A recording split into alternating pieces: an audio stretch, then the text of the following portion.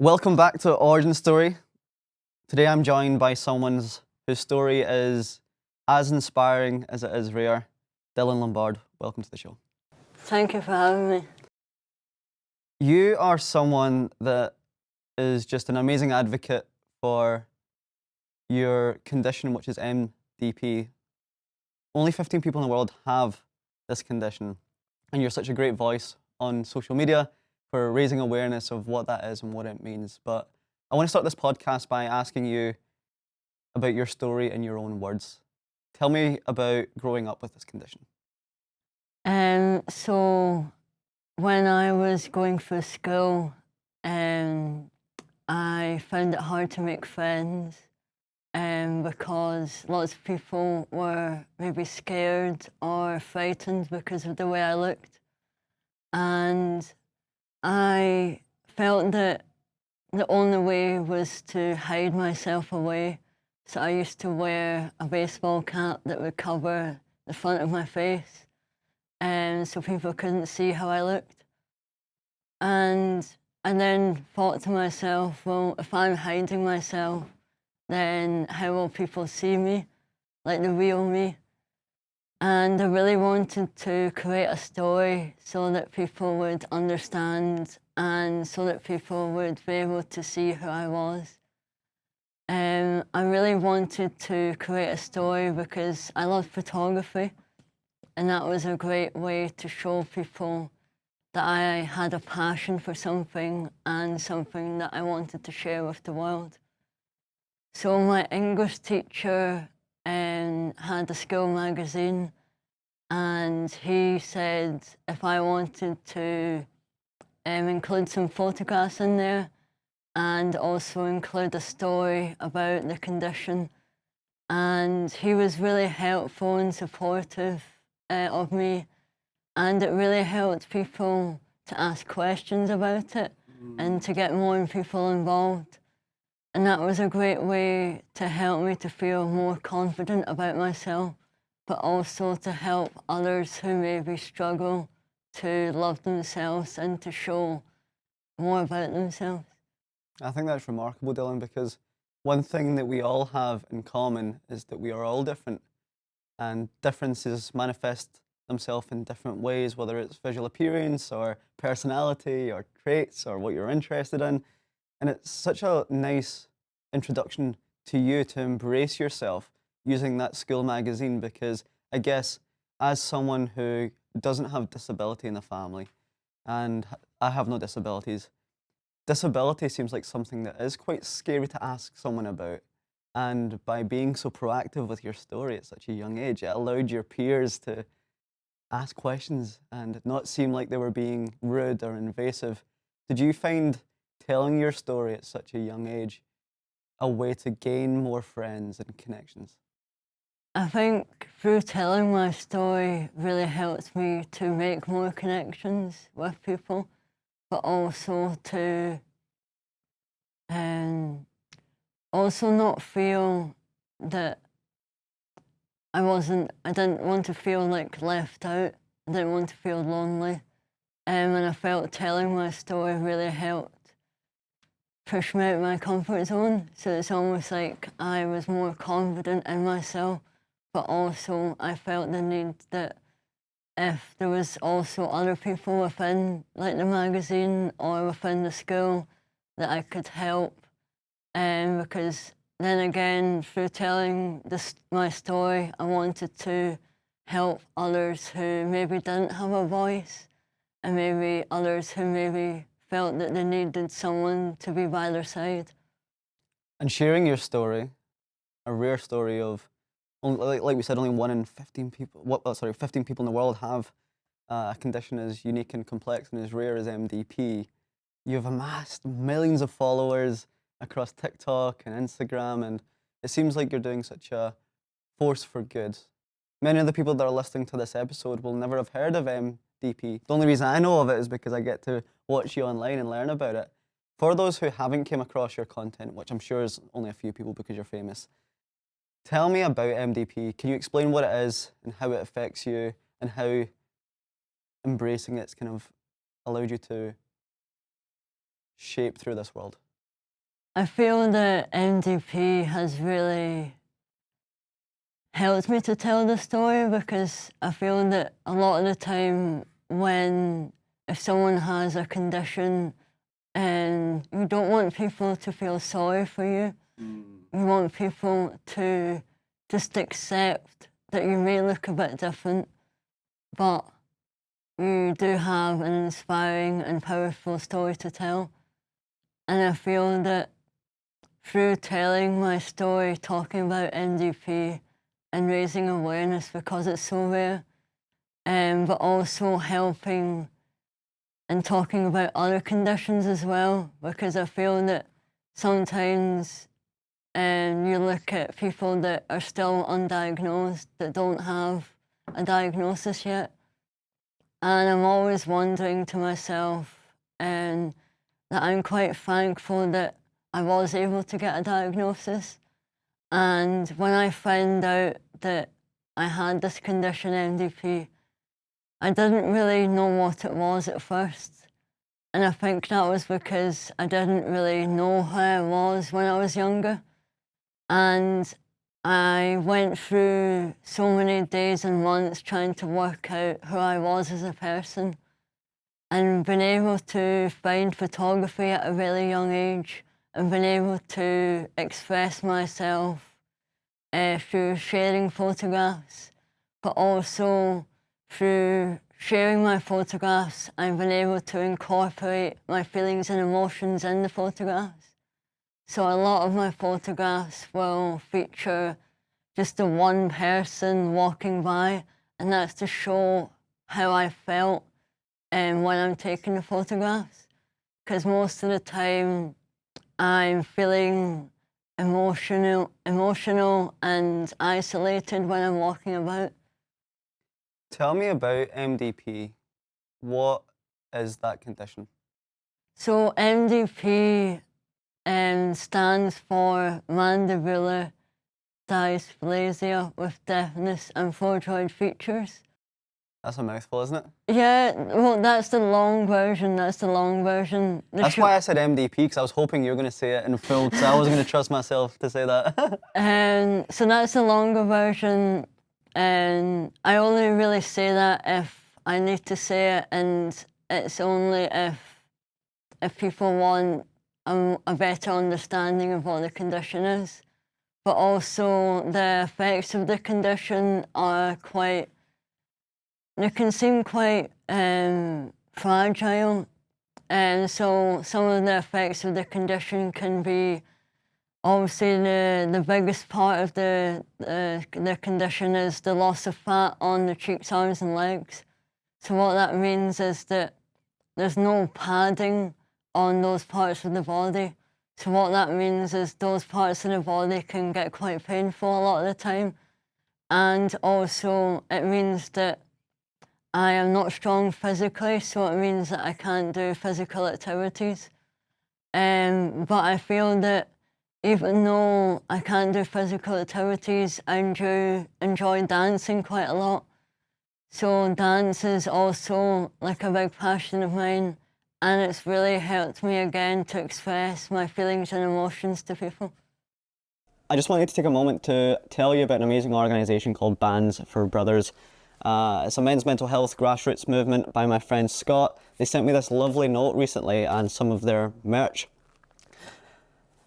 They're trying to break the stigma around men's mental health. I love that there's more conversations online around men's mental health, but sometimes it comes across as cliche or taboo and dilutes the message. But the reality is men are struggling, and the biggest threat to men at the moment are themselves. So this movement, enabled by this amazing merch line, is only a £5 with free UK delivery, and they're just designed to spark conversations. So if you see another person with one of these, you can spark conversation around men's mental health. Whether you're down the pub, at work, in the gym, or just out with your mates, wear one, and it means that you're showing the world that you're part of something that matters. Everything they produce is top quality, built to last, made to essentially mean something. So if that speaks to you, if you care about making a difference in regards to how we speak about men's mental health and mental health as a topic as a whole, go grab a band, wear it with pride, and help spread the message. Follow Bands for Brothers on Instagram to stay up to date and get involved. This is more than merch, it's a movement. And I want to end with this really lovely note that Scott sent me, said, "Hi David, just want to say thanks for getting behind Bands for Brothers. Really appreciate the support. The podcast is doing great. Keep up the good work. Would be great to link up and work together in the future, Scott." As you can see, Scott is an absolute gent. He's a father, a really good person, leading an amazing social enterprise. Follow Bands for Brothers. Thanks for sponsoring this episode. With such a rare condition, has there been the ability to see yourself as rare in a positive light? I think people with rare experiences have this superpower to talk about it as a story. Have you transcended a mindset whereby, because your condition is so rare, you see it as a blessing, see it as something that's positive, see it as an opportunity to be different? Because your username is Be Yourself Dylan, right, on social media. So I guess what I'm trying to get to is that, have you reframed your relationship with the rarity of your condition? Yeah, I feel that now, because I feel that I've got a story to tell. I feel that when I was younger, I felt that I didn't really have like a set target on where I wanted to be or who I wanted to be. And I felt that when I told my story, I was able to be more confident in myself. And I feel that since having the condition, like you said, I feel that it's helped me to be a better person. And I think having the condition has me been able to see the world in a different way. So again, I think there is positives and negatives towards the condition, but I feel that now there are more positives because I've been able to learn more about the condition myself, but also to see the condition in a positive way, not a negative way. How long did it take you to get a diagnosis? I'm presuming the symptoms of your condition were from birth. Was your parents or was your mum, were doctors confused of what it was until you got that diagnosis? Tell me about those early stages of diagnosis.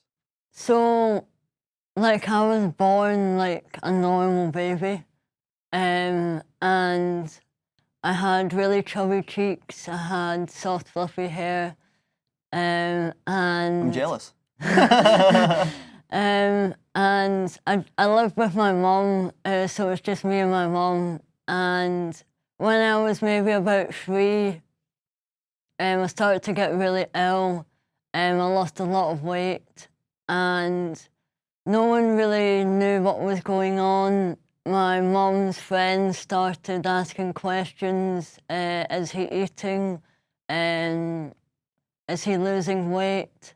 And my mum took me to the doctors and to do a lot of x-rays, photographs, measurements, and the doctors really tried to understand what was going on.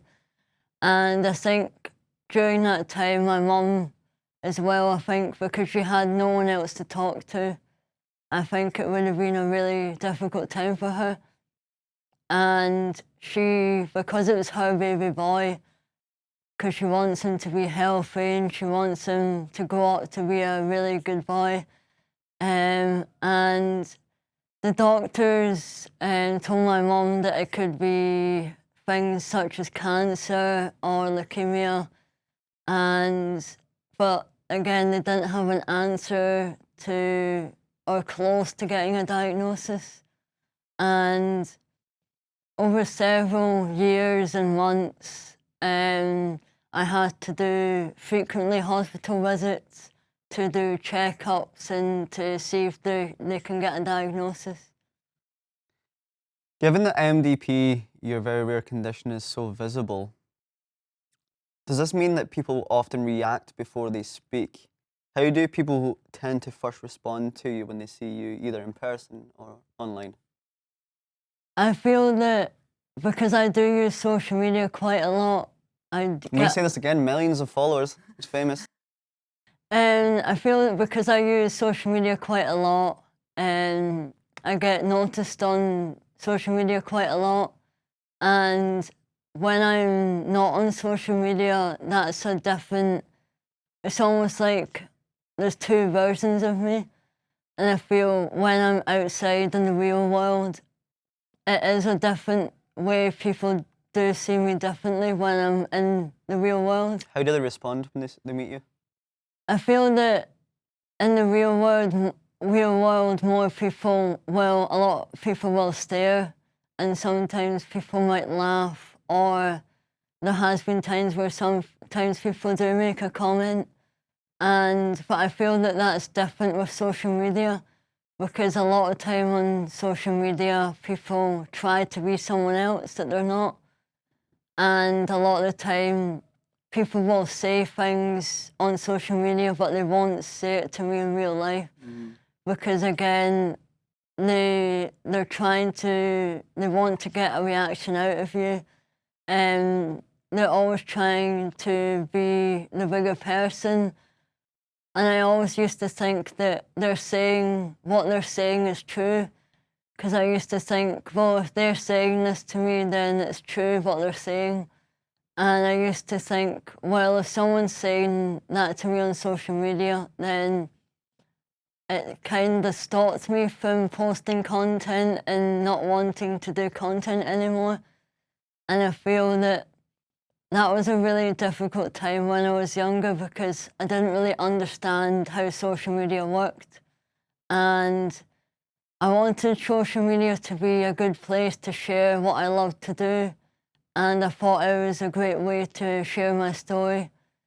And I think when being out in the real world, I felt that when I shared my story online, people in the real world would see that and they would wave to me and smile when walking out on the street.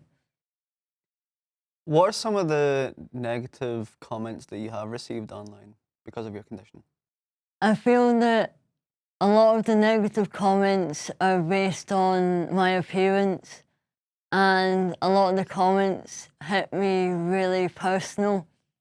And I think some of the comments might have been like, oh, why are you so skinny? Or I wish that I didn't look like you. So it's a lot of the comments were quite personal to me. And some of them did make me think, oh, why am I posting on social media? Why am I doing this? Is it because I just want people to get to know me. I want people to hear my story. But all I wanted to do was to make myself happy, but also to make others happy. Because through social media, my way is to just spread kindness and spread positivity. Because I feel that a lot of time in the world, we are not spreading kindness, we're not spreading positivity. And I feel that the world does need more of that. Yeah, I think so too. Social media is such a nefarious place. And I think the algorithms actually focus on promoting negativity, because I think studies show that like angry reactions or angry emotions in photos and videos garner more engagement, and therefore platforms that monetize on these, companies that monetize on these platforms will basically, what am I saying here? Sorry. What I'm saying is these platforms are designed for negative emotions, because negative emotions drive engagement and incentivize more of that content. And of course, these platforms are money-making machines. So the more content that is negative, the more money will be made on these platforms. So I can imagine that when there are negative comments left on your content, the algorithm will push that, like that clip, and then more people will pile on and add more negative comments. But like you said, the real world doesn't exist like that. But I can imagine it's quite difficult to separate those two worlds, because what you see online, or the negativity, you might think will happen in real life. And in fact, those two worlds are very different. I know personally, like when I've received hate online for maybe the way I speak or the way I look, I then think everyone in the real world will think those things, and that's not true. Yeah, I think, like you were saying, that there is two worlds and people will have two different opinions.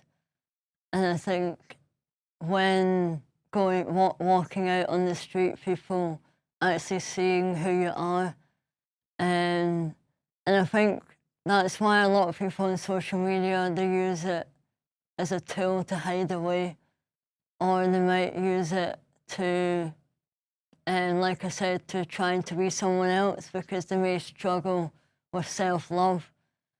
And I think through social media, I think it's helped me to boost my confidence and to be a better person. And I think it's also really helped me again to share my passions and what I love to do.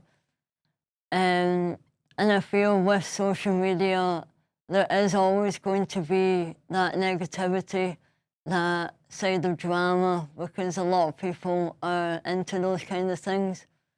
And I feel that I'm always trying to create a safe and supportive environment where people can connect together and also to share your passion, to share connections with other people.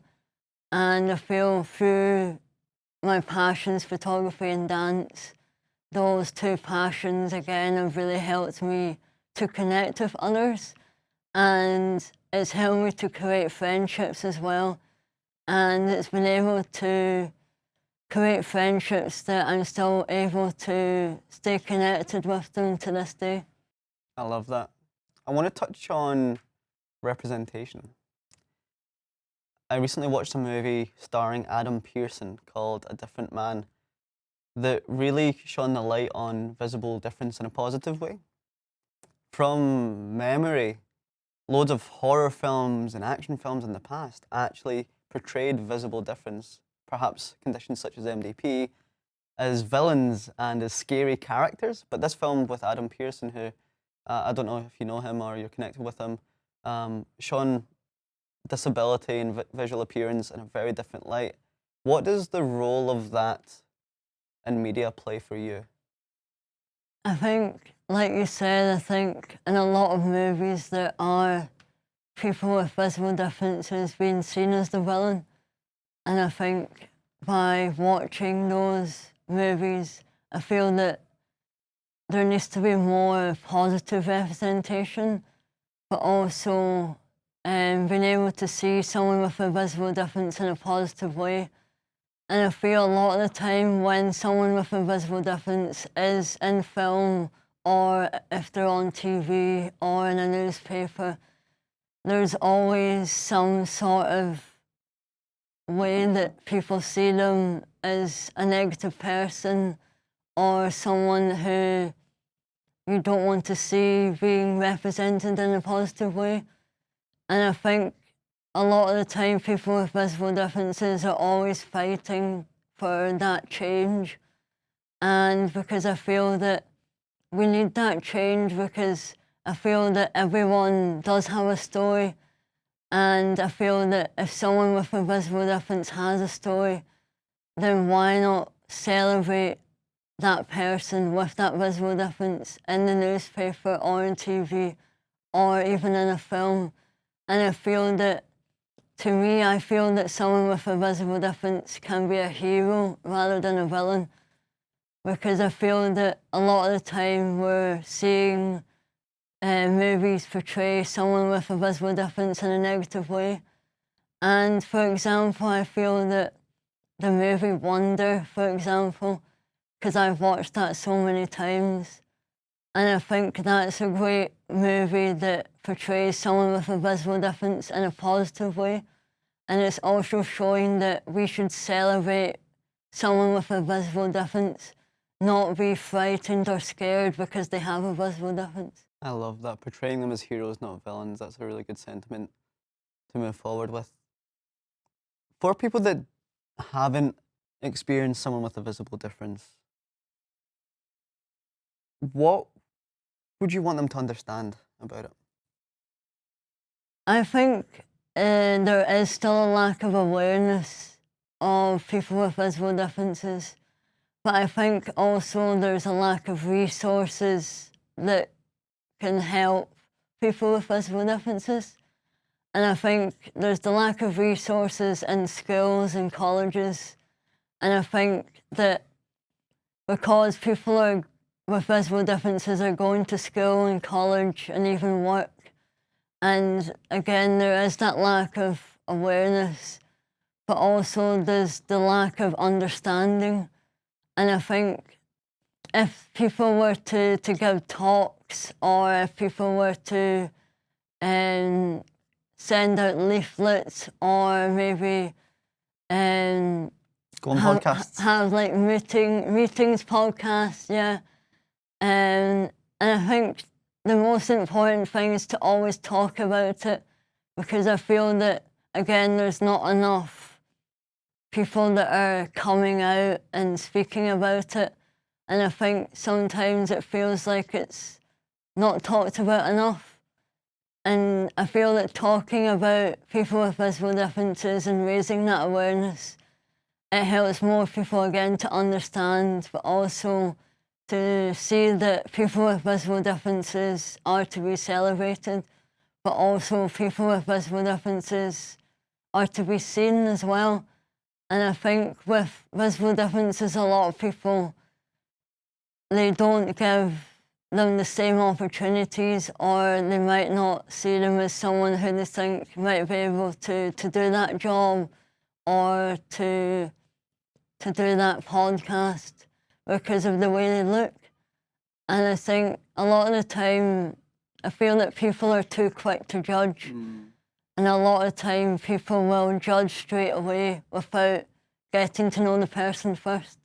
Yeah, it's that unconscious bias of seeing someone based on appearance and not based on merit and personality. And yeah, it's a shame that we have that bias, but you coming on podcasts like this, writing to newspapers, having your content online, really showcases that there are amazing people out there that you would never consider for opportunity based on the way they look, but in fact, by having them in the workplace or having them on podcasts, adds so much value. If I were to ask you to leave the listener with one thing, what do you hope that is? I think like the message that I would give to people is just a message to always spread kindness and always spread positivity. And I feel that if you're struggling to love yourself, or you're struggling to reach out to people, is to always be yourself and to always love yourself, because there is only one version of yourself. And if you don't love yourself, then you're unable to love someone else. Very true. Dylan, thank you for coming on Origin Story. Thank you for shining a light on something I didn't have the insight before, and now I do. I really appreciate you, your story, and the sentiment that a visible difference isn't just about being seen, it's about being heard and understood, and using that difference as your weapon, as your superpower, as your edge. And you do that online. People, check out Dylan's stuff online. It's Be Yourself Dylan on all social media platforms. He's spreading a lot of great content on there. But Dylan, thank you for coming on Origin Story. Thank you so much.